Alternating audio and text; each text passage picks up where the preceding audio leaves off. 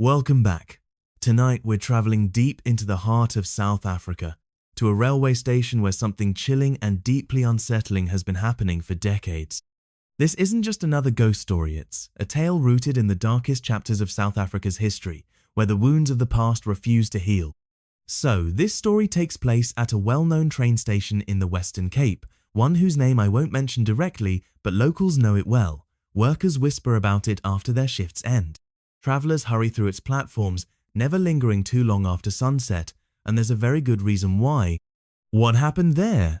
Well, let's just say it's the kind of encounter that makes you question everything you thought you knew about the living and the dead. It's about a woman who refuses to board the train that never comes, and the men foolish enough to try to help her. Let's dive in. Back in the 1980s, during the height of apartheid, this particular station served as more than just a transport hub. It was a place of separation, a forced displacement, where families were torn apart by laws that treated human beings like cargo to be moved at will. Thousands passed through these platforms voluntarily, many against their will, heading to the homelands or Bantustans where they were forced to live. But our story begins much more recently, in 2018, with a security guard we'll call Thabo. He wasn't originally from the Western Cape. He'd moved down from KwaZulu-Natal looking for steady work. The railway company hired him for the night shift, 10 p.m. to 6 a.m., watching over a station that was supposed to be empty after the last train departed. Thabo had been working there for about 3 months without incident. Sure, the old building made its share of strange, noise-squeaking metal, settling concrete, the occasional rat scurrying across the platform. But nothing he couldn't handle. He was a practical man, focused on providing for his young family back home. It was on a particularly cold July night when Thabo first saw her. He was doing his usual rounds, checking that all the doors were locked, when he noticed someone sitting on one of the platform benches. This immediately struck him as odd. The last train had departed over 2 hours ago, and he was certain he'd seen everyone leave. As he approached, his flashlight beam revealed a woman, probably in her 40s, wearing a dark head wrap and a long coat that looked like it belonged to another era.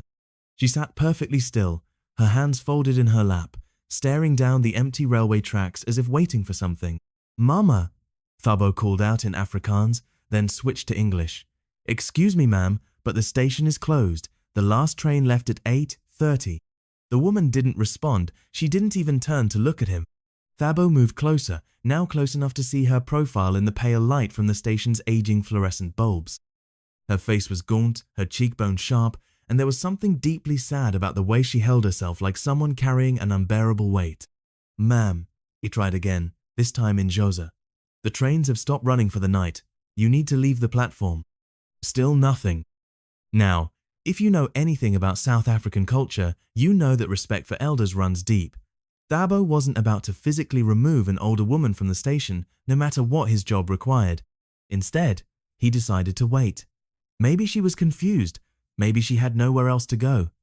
He'd give her some time and try talking to her again. He continued his patrol, but kept glancing back at the bench. Each time he looked, she was still there, motionless, staring down those empty tracks with the patience of someone who had all the time in the world. About an hour later, Thabo decided to try a different approach. He walked back to the bench, pulled out his phone, and gently said, "Ma'am, if you're waiting for someone, I can help you call them. Or if you need somewhere to stay tonight, I know a shelter nearby that." He stopped mid-sentence. The bench was empty. Thabo stood there, confused, sweeping his flashlight across the platform. There was nowhere for her to have gone without him noticing. The platform was well lit, with only 2 exits sewn through the main station building, which he'd been watching, and another down a set of stairs that led to the parking area. Both routes would have taken her directly past him. But she was gone. Thabo convinced himself he must have been more tired than he thought. Long night shifts could play tricks on your mind. He finished his rounds and settled into the security office with a cup of coffee, ready to put the strange encounter behind him. That's when he heard it. A voice, distant but clear, coming from the direction of the platform. A woman's voice, speaking in what sounded like a mixture of Afrikaans and Xhosa, the words too muffled to make out clearly. Thabo grabbed his flashlight and headed back outside. The platform was empty, but the voice continued not from any one direction, but seeming to echo from the very walls of the station itself. And then, as suddenly as it had started, the voice stopped. Thabo stood there in the silence, his heart racing. This was no trick of exhaustion. Something was very wrong with this place. But this was just the beginning, because the woman on the platform wasn't done with him yet, and she certainly wasn't done with the others who would encounter her in the months and years that followed. Over the next 6 months, Thabo would see her 7 more times, always in the same spot, always staring down the same section of track, always wearing that same timeless coat, and each time, when he tried to approach her or offer help, she would simply vanish. But Thabo's story is just one piece of a much larger, much more disturbing puzzle, because he wasn't the only one who encountered the woman on the platform. And for some of the others, the encounter would be far more terrifying than anything Thabo experienced. The truth about who she was and why she appeared to certain people would eventually emerge through a series of encounters that would shake several men to their core. Each story more chilling than the last, each revealing another piece of a tragedy that began decades ago but refuses to stay buried. Sometimes, when a place has witnessed enough pain, enough loss, enough injustice, it holds onto that energy. It becomes a magnet for the unfinished business of the dead. And sometimes, that unfinished business involves settling scores with the living. The railway station in the Western Cape is one of those places, and the woman who waits there is one of those restless spirits who refuses to board the train to whatever comes next. Because she's still waiting for something, or more accurately, she's waiting for someone. And if you're the wrong kind of person, the kind who contributed to the suffering that stains these platforms, then encountering her isn't just a brush with the supernatural. It's a reckoning. 3 months after Thabo's final sighting of the mysterious woman, another encounter would prove that her appearances weren't random. They were targeted, deliberate, and carried consequences that no one could have imagined. Dr. Hendrik van der Merwe was driving home from a medical conference in Cape Town when his car broke down just outside the railway station. It was nearly midnight on a Saturday in October 2018, and the remote location meant that roadside assistance would take at least an hour to reach him. Hendrik was a successful pediatrician from Stellenbosch, a man in his early 60s who had built a reputation as one of the region's most respected doctors. He had the kind of presence that commanded attention, tall, well-dressed, with silver hair and the confident bearing of someone accustomed to being in charge. As he waited by his Mercedes, checking his phone for a signal, he noticed a figure on the train platform about 50 meters away. In the pale moonlight, he could see someone sitting alone on one of the benches. Now, this struck Hendrik as strange. The station had been closed for hours, and there shouldn't have been anyone there. Being a doctor, his first thought was that someone might need medical assistance. Perhaps an elderly person who had missed the last train and was too confused or unwell to find their way home. Without hesitation, Hendrik walked toward the platform. As he got closer, he could see it was indeed an older woman, dressed in dark clothing, sitting perfectly still and staring down the railway tracks. Something about her posture suggested distress, the kind of stillness that comes from deep grief or exhaustion. "Excuse me," Hendrik called out in Afrikaans as he approached. "Are you all right? Do you need help?" The woman didn't respond. Hendrik moved closer, now able to see her more clearly in the station's dim lighting. She appeared to be in her 40s or 50s, wearing a dark head wrap and what looked like an old-fashioned coat. Her face was thin, almost gaunt, and there was something hauntingly sad about her expression. "Ma'am?" he tried again, this time in English. "The station is closed. It's not safe for you to be here alone at night. Can I help you get somewhere safe?" Still no response. Being a doctor, Hendrik wondered if the woman might be suffering from some form of dementia or mental health crisis. He'd seen patients who became catatonic during severe episodes, completely unresponsive to their surroundings. He pulled out his phone to call for an ambulance, but before he could dial, the woman finally turned to look at him. What Hendrik saw in that moment would haunt him for the rest of his life. Her eyes were completely black, not just the pupils, but the entire visible part of her eyes, as if they had been filled with ink. And when she opened her mouth to speak, her voice carried the weight of decades of pain. "You," she said in heavily accented English, "you were there." Hendrik stumbled backward, his phone clattering to the concrete platform. "I'm sorry, I don't understand. I was where?" The woman stood up slowly, her movements unnaturally fluid, as if she were floating rather than walking. As she rose, Hendrik noticed that her feet didn't seem to quite touch the ground.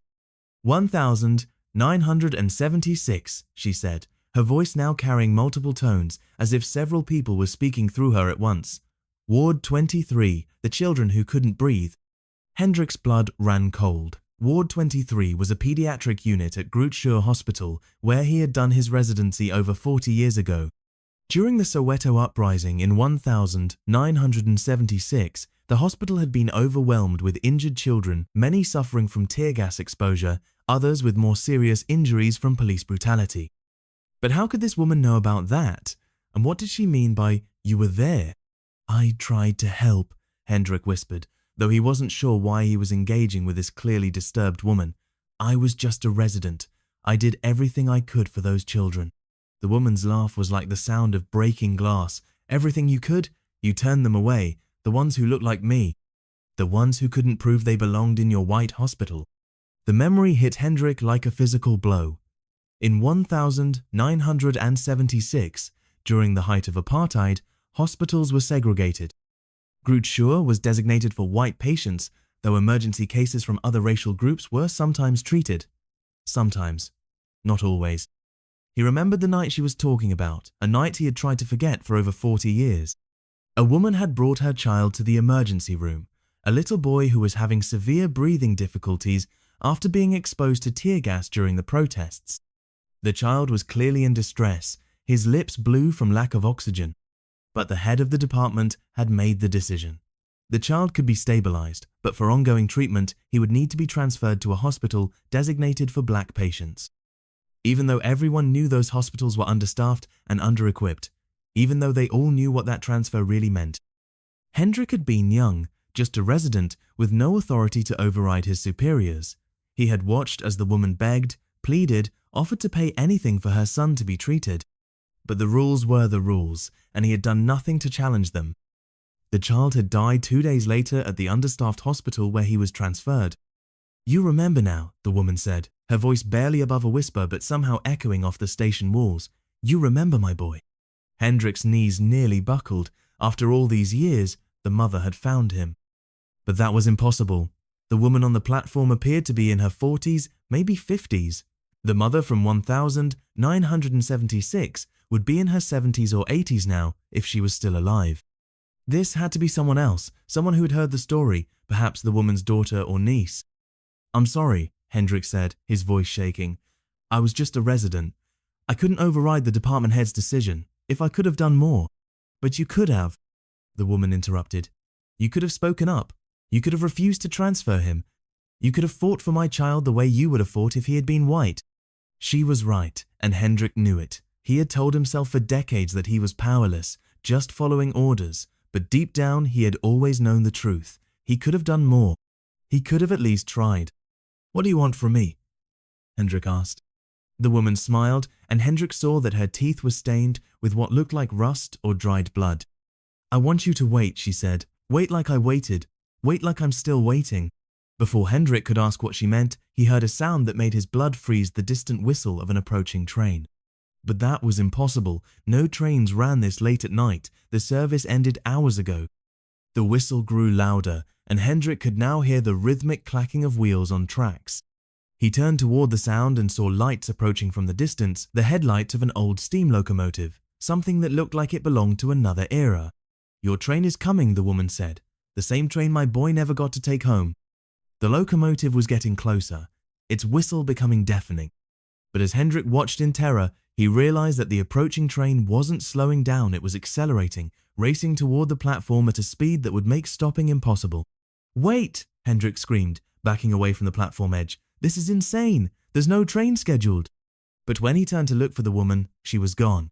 The train whistle reached a crescendo, and Hendrik threw himself to the ground, covering his head as the locomotive roared past the platform. The wind from its passage nearly lifted him off his feet, and the screech of its wheels was like the cries of dying children. And then, silence. Hendrik lifted his head, expecting to see the train disappearing down the tracks, but there was nothing. The railway line stretched empty in both directions, as if no train had passed at all. But something had changed. When Hendrik tried to stand, he found that his legs wouldn't support him. He looked down and saw that his hands were shaking violently, and when he tried to speak, only a hoarse whisper came out. It would be 3 hours before the roadside assistants finally arrived to find Dr. Hendrik van der Merwe collapsed on the train platform, catatonic and unresponsive. The paramedics who treated him noted that his vital signs were consistent with severe shock, though they could find no physical cause for his condition. Hendrik spent 2 weeks in the psychiatric unit at Tygerberg Hospital, unable to speak coherently about what had happened to him. When he finally recovered enough to give a statement, he claimed he had been attacked by an unknown assailant and couldn't remember the details. But his colleagues noticed changes in him that went beyond the trauma of a simple assault. Hendrik, who had always been confident and authoritative, became withdrawn and fearful. He jumped at unexpected sounds, refused to work night shifts, and would have panic attacks whenever he heard a train whistle in the distance. Most disturbing of all, he developed a compulsive behavior that baffled his friends and family. Every evening at exactly 11:30 p.m., regardless of where he was or what he was doing, Hendrik would stop everything and sit perfectly still for exactly 30 minutes, staring into the distance as if waiting for something that never came. When asked about this behavior, he would only say, "I'm waiting." She said, "I have to wait." 6 months later, Dr. Hendrik van der Merwe took early retirement from his practice. His colleagues assumed it was due to the trauma of whatever had happened to him that night at the railway station. They had no idea that Hendrik's encounter with the woman on the platform was far from over, because some debts can never be fully repaid and some ghosts are very, very patient. If Dr. van der Merwe's encounter had been an isolated incident, it might have been easier to dismiss as the hallucination of a man under stress. But the woman on the platform wasn't finished revealing herself. Her next appearance would prove that she had a very specific type of person in mind and a very specific kind of justice she intended to deliver.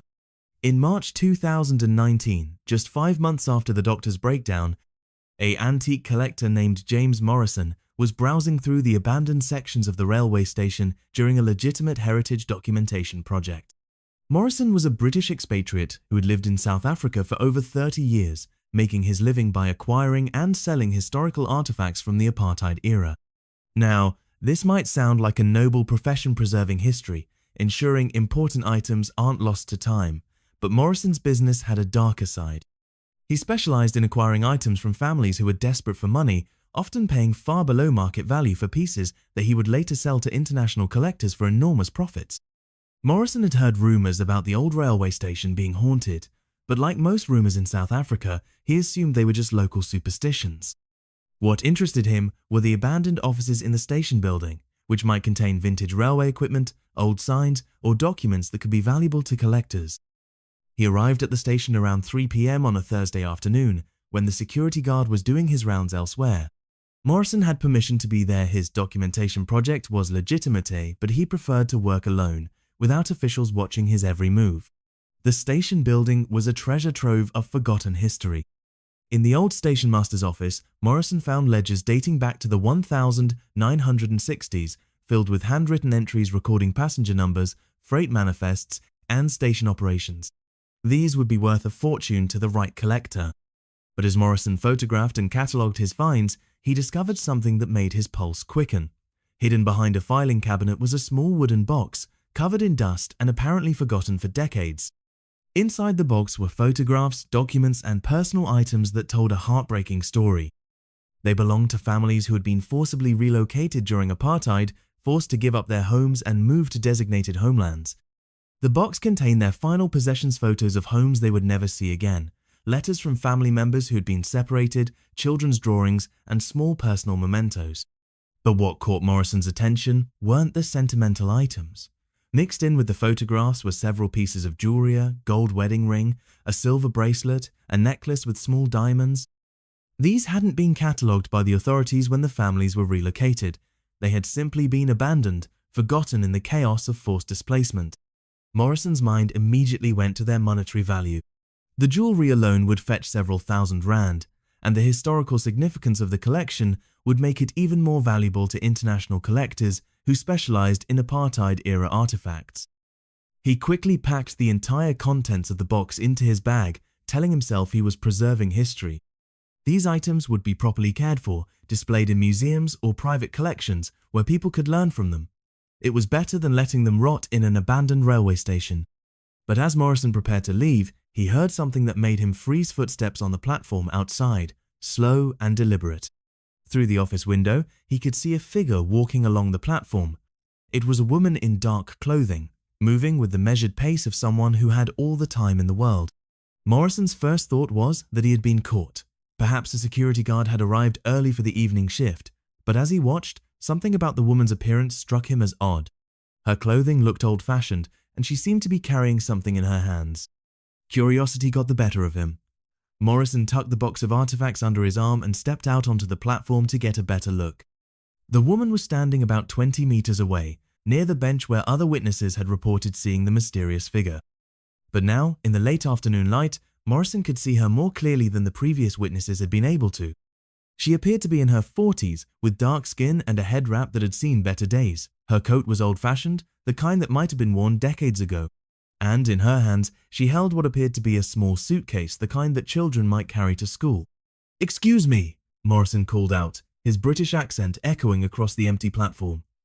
"Are you waiting for a train? I'm afraid the service has been suspended." The woman turned to look at him, and Morrison felt his confidence waver. There was something deeply unsettling about her gaze, an intensity that seemed to see right through him.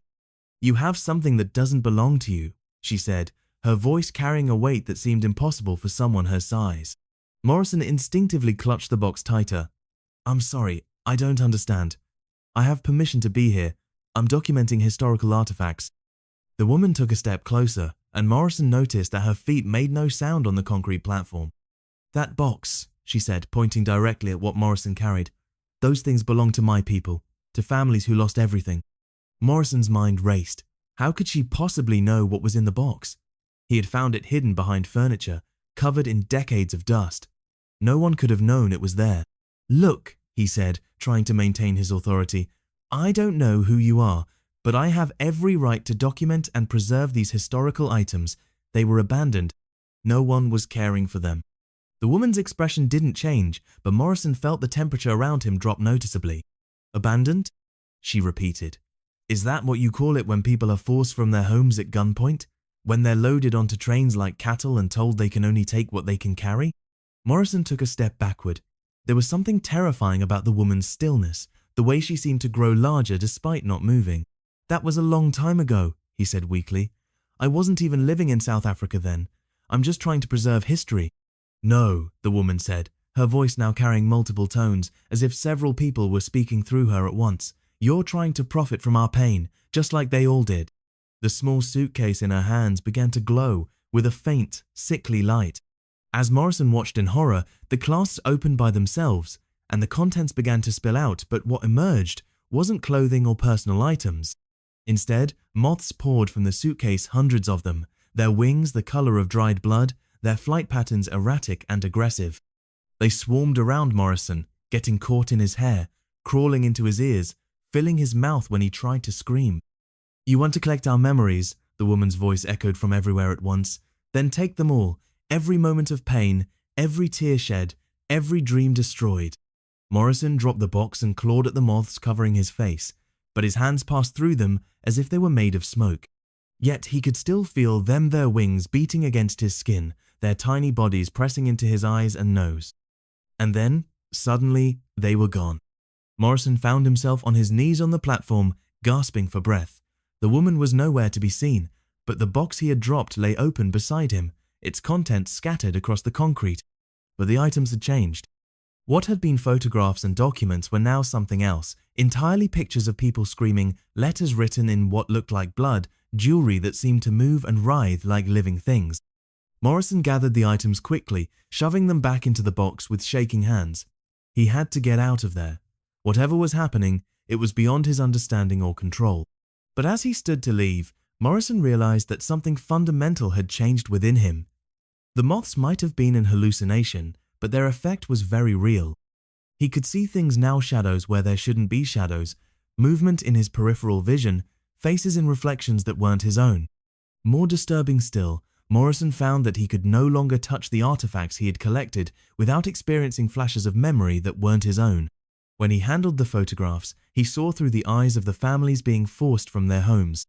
When he touched the jewelry, he felt the desperation of mothers trying to hide their last valuable possessions from the authorities.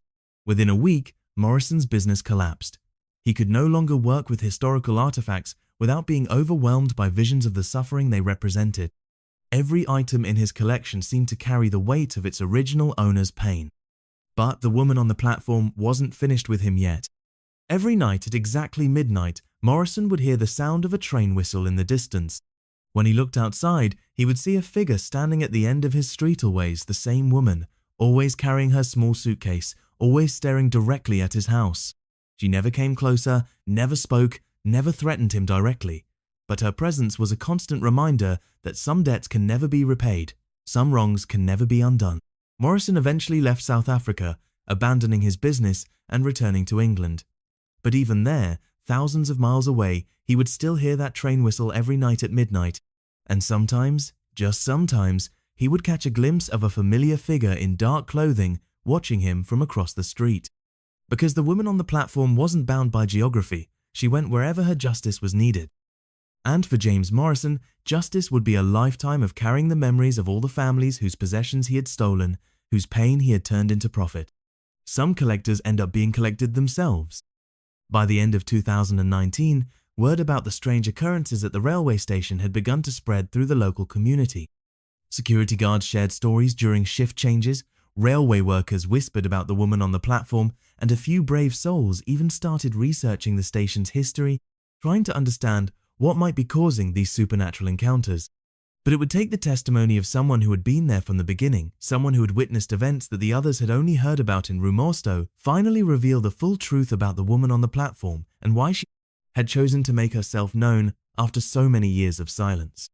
Samuel Mathembu had worked as a night porter at the railway station for over 40 years. He had started in 1978, just 2 years after the Soweto uprising, when he was barely 18 years old. Now in his late 50s, Samuel had seen the station transform from a busy transportation hub during apartheid to the quieter, more integrated facility it had become in democratic South Africa. But Samuel had also seen things that the official records never documented, things that happened in the shadows, away from the oversight of authorities and the attention of the press. When the stories about supernatural encounters began circulating, Samuel knew it was time to speak. The woman on the platform wasn't a random spirit seeking attention. She was someone specific, someone whose story deserved to be told, and Samuel was one of the few people still alive who knew that story. Samuel had been reluctant to share what he knew. In South Africa, there are some truths that people prefer to keep buried, some wounds that are still too fresh even decades later, but the encounters with Dr. Van der Merwe and James Morrison convinced him that staying silent was no longer an option. Her name was Nomsa Khumalo, Samuel revealed during an interview with a local journalist in February 2020. She was 28 years old in 1976, a mother of 3 children. I knew her because she used to work as a domestic worker for one of the white families in the area. Samuel's voice carried the weight of decades of secrets as he continued. During the uprising, when the police were rounding up suspected activists, Nomsa's eldest son got caught up in one of the student protests. He was only 14, just a boy, but the police didn't care about age. The story that Samuel told painted a picture of systematic brutality that went far beyond what most people knew about the apartheid era. Nomsa's son Sifo had been arrested during a peaceful student demonstration. But instead of being processed through the proper legal channels, he had simply disappeared into the machinery of state oppression. Nomsa came to the station every day for 3 months, Samuel remembered. She had heard rumors that they were using the railway to transport prisoners to detention centers outside the city. She would sit on that bench, the same one where people see her now, and she would wait for every train that passed through. Samuel's eyes filled with tears as he described watching Nomsa's daily vigil. She never gave up hope that Sifo might be on one of those trains, that she might catch a glimpse of him through a window or hear his voice calling for her. Even when weeks passed with no word, she kept waiting. But Nomsa's search for her son had attracted the attention of the authorities. In a system where asking too many questions about missing political prisoners was itself considered subversive, her daily presence at the station made her a target. One night in September 1976, Samuel continued, his voice dropping to almost a whisper, the security police came for her. I was working the late shift, cleaning the platforms when I saw them arrive. 3 men in unmarked cars. What happened next was something that Samuel had carried as a secret for over 40 years, something he hadn't even told his own family. They didn't arrest her officially, he said. There were no charges, no paperwork, no record of what they did. They just took her. Samuel had watched from the shadows as the security police grabbed Nomsa from her bench and dragged her toward the railway tracks. She had struggled, screaming for help, calling for her son, begging them to tell her what had happened to Sifo. "I wanted to help her," Samuel said, his voice breaking. "But I was just a young man, a black man in 1976. If I had interfered, they would have killed me too. So I hid, and I watched, and I did nothing." The security police had forced Nomsa onto the railway tracks and made her kneel between the rails. Samuel could hear them interrogating her, demanding to know about her son's political activities, about other student activists, about anyone who might be involved in anti-government activities. She kept telling them she didn't know anything, Samuel remembered. She was just a mother looking for her child, but they didn't believe her, or maybe they just didn't care. What the security police did next was an act of cruelty that went beyond simple execution. They told Nomsa that her son was dead, that he had been tortured to death in detention, and that his body had been thrown into an unmarked grave. Whether this was true or just psychological torture, Samuel never knew. When they told her about Sifo, something broke inside her, Samuel said. She stopped fighting, stopped screaming. She just knelt there on the tracks and started crying, the kind of crying that comes from the very center of your soul. The security police had then done something that still haunted Samuel's nightmares. They had told Nomsa that if she wanted to join her son, all she had to do was wait. The last train of the night would be coming through in 20 minutes, and she could choose whether to move or not. "They left her there," Samuel said, his hands shaking as he relived the memory. "They got in their cars and drove away, leaving her kneeling on those tracks with 20 minutes to decide whether she wanted to live or die." Samuel had remained hidden, watching in horror as Nomsa stayed on the tracks. He could have called out to her, could have tried to convince her to move, but he was paralyzed by fear and the knowledge that interfering might mean his own death. "The train came," Samuel said simply, "and she didn't move." But the story didn't end with Nomsa's death. According to Samuel, her appearances at the station began almost immediately afterward.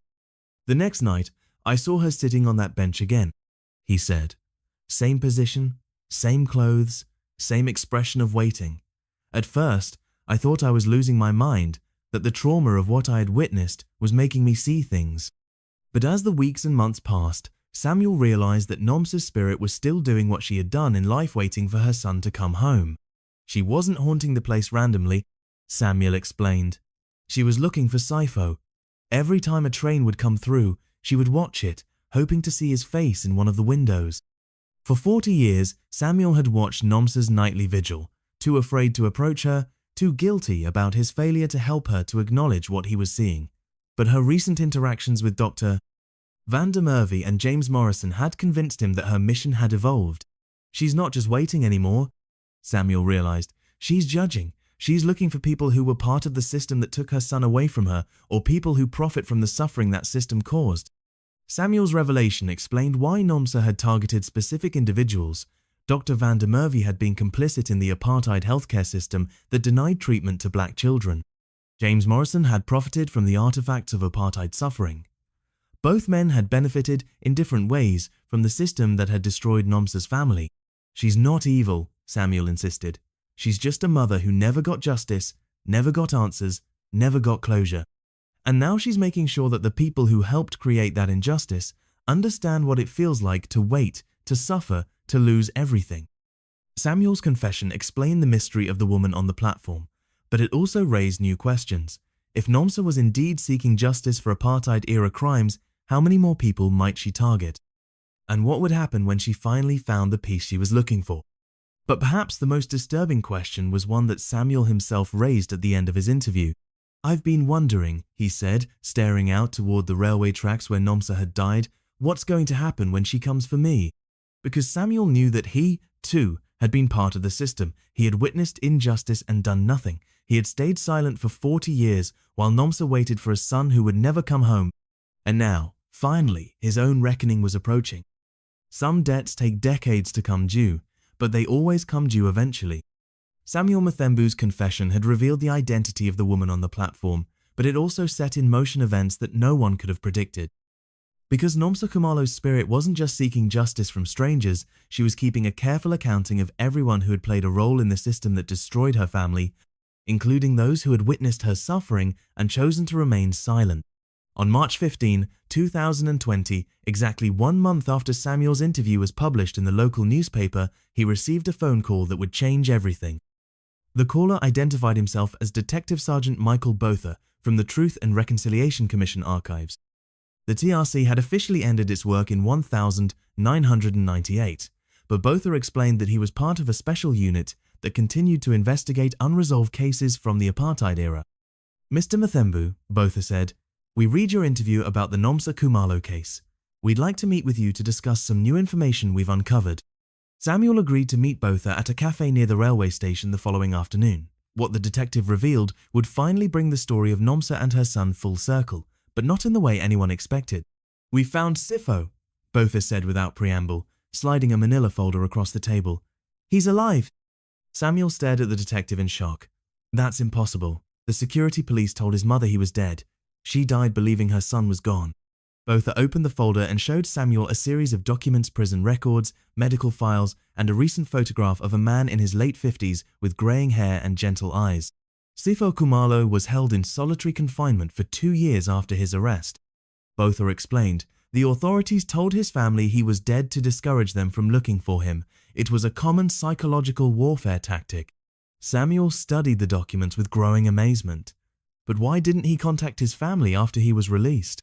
"Because he couldn't find them," Botha said. By the time Sifo was freed in 1978, his family had been forcibly relocated to a homeland hundreds of kilometers away. The community where he grew up had been demolished, and his mother, Botha paused. There was no record of what happened to his mother. As far as Sifo knew, she had simply disappeared. The detective explained that Sifo had spent decades searching for his family, moving from one community to another, following leads that always ended in disappointment. He had married, raised children of his own, and built a quiet life as a teacher in a rural school. But he had never stopped wondering what had happened to his mother. 2 weeks ago, Botha continued, Sifo read your interview in the newspaper. He recognized the details about his mother's disappearance. He's been trying to get permission to visit the railway station to see the place where she died. Samuel felt a chill run down his spine. "You mean he wants to meet her?" "He wants to pay his respects," Botha corrected. "He doesn't know about the supernatural encounters. He just wants to visit the place where his mother spent her last days." Samuel understood immediately what this meant. For 44 years, Nomsa had been waiting for her son to come home, and now, finally, he was coming. "When?" Samuel asked. "Tonight," Botha replied. "Sifo will arrive on the 8:30 train from Johannesburg. He's asked to spend some time alone at the station to say goodbye to his mother in his own way." Samuel knew he had to be there. After 40 years of carrying the guilt of what he had witnessed, he finally had a chance to see Nomsa's story reach its conclusion. That evening, Samuel arrived at the railway station just as the sun was setting. The 8:30 train pulled in on schedule, and Samuel watched as an elderly man with a weathered face and kind eyes stepped onto the platform, carrying a small bouquet of wildflowers. Sifo Khumalo looked around the station with the careful attention of someone trying to memorize every detail. He walked slowly to the bench where his mother had waited all those years ago and sat down, placing the flowers beside him. For nearly an hour, Sifo sat in silence, occasionally speaking in a low voice to someone who wasn't there, sharing stories about his life, his children, his work as a teacher. Samuel watched from a respectful distance, understanding that this was a private moment between a son and his mother's memory. But as the clock approached 10 p.m., something began to change. The temperature on the platform dropped noticeably, and Samuel could see his breath forming small clouds in the suddenly frigid air. Sifo noticed it too, pulling his jacket tighter around his shoulders. But he didn't leave the bench. Instead, he continued his quiet conversation, now speaking directly to the empty space beside him. "Mama," Sifo said, his voice carrying clearly in the still air. "I looked for you everywhere. I never stopped looking. I'm so sorry it took me so long to find you." And then she appeared. Nomsa Khumalo materialized slowly on the bench beside her son, exactly as Samuel had seen her countless times over the past 4 decades. But this time, something was different. The sadness that had always surrounded her like a dark aura was beginning to fade, replaced by something that looked almost like peace. Sifo gasped when he saw her, but he didn't run or scream like the other witnesses had. Instead, he reached out tentatively, as if trying to touch a face he had thought he would never see again. "Mama," he whispered, "I'm here. I came home." Nomsa turned to look at her son, and for the first time in over 40 years, she smiled. When she spoke, her voice was no longer filled with the pain and anger that had characterized her previous encounters. "My boy," she said, her voice carrying the warmth that only a mother can provide. You grew up to be such a good man. I've been watching you, you know. I'm so proud of who you became." Samuel watched in amazement as mother and son sat together on the bench, talking quietly about the decades they had been separated. Nomsa told Sifo about her years of searching for him, about the vigil she had kept at the railway station. Sifo shared stories about his life, his family, his work helping other children learn and grow. As they talked, Samuel noticed that Nomsa was becoming more transparent, as if her presence in the physical world was beginning to fade. "I have to go now," she told Sifo gently. "I've been waiting so long to see you, to know that you were safe and happy. Now I can rest." "Will I see you again?" Sifo asked, tears streaming down his face. "Someday," Nomsa replied, "but not for a long time. You have more work to do here, more children to teach, more love to give. Live your life, my son. Live it fully and without fear." Nomsa stood up from the bench and turned to look directly at Samuel, who was still watching from his hiding place in the shadows. "Thank you," she said, her voice reaching him across the platform. "Thank you for finally telling the truth." Samuel stepped forward, no longer afraid. "I'm sorry," he said. "I should have helped you. I should have done something." Nomsa's expression was filled with compassion rather than anger. "You were just a boy yourself," she said, "and you carried this burden for 40 years. That was punishment enough." She turned back to Sifo, placed her hand on his cheek, and whispered something that only he could hear. Then, as the distant sound of a train whistle echoed across the platform, Nomsa Khumalo began to fade. But this time, she wasn't disappearing into the shadows to wait for another encounter. She was dissolving into points of light that rose upward like stars returning to their place in the sky. As the last trace of her presence faded away, the sound of the approaching train grew louder. But when Samuel and Sifo looked down the tracks, they saw something extraordinary. An old steam locomotive was approaching the platform, its brass fittings gleaming in the moonlight, its cars filled with a soft glow of warm light. As it slowed to a stop, the doors opened to reveal not passengers, but families, generations of people who had been separated by apartheid, by violence, by death, finally reunited and heading home together. Nomsa appeared at one of the windows, no longer wearing her dark coat and head wrap, but dressed in bright colors and smiling with the joy of someone who had found her way back to the people she loved. She waved goodbye to her son, blew him a kiss, and then the train began to move again, carrying its passengers toward whatever comes after justice, after healing, after love finally conquers the pain of separation.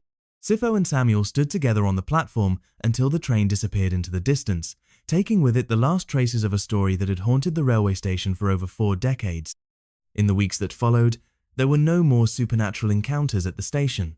The woman on the platform was gone, her vigil finally ended, her justice complete. Samuel Mathembu continued working at the railway station until his retirement 2 years later. He spent his final years telling the story of Nomsa Khumalo to anyone who would listen, ensuring that her suffering and her love would be remembered. Sifo Khumalo established a scholarship fund in his mother's name, helping disadvantaged children receive the education that apartheid had tried to deny them. He visited the railway station every year on the anniversary of his mother's death, not to mourn, but to celebrate her life and the love that had sustained them both through decades of separation. Dr. Hendrik van der Merwe and James Morrison both left South Africa permanently, carrying with them the knowledge that some wounds take generations to heal, and some debts can only be repaid through genuine remorse and changed behavior. The railway station still operates today, serving passengers who travel between cities and towns across the region. Most of them have no idea of the story that unfolded on those platforms, of the woman who waited there for so many years, of the love that finally brought her peace. But sometimes, late at night when the last train has departed and the platform is empty, railway workers report hearing something that brings comfort rather than fear: the distant sound of laughter, the voices of families reunited, the echo of love that transcends even death itself. Because some stories, no matter how they begin, are ultimately about the power of love to heal the deepest wounds and bring the lost safely home. The woman on the train station is gone now, but her love remains, watching over travelers and reminding us all that no separation is permanent, no injustice is forever, and no love is ever truly lost. Sometimes the most powerful ghosts are the ones that teach us how to live.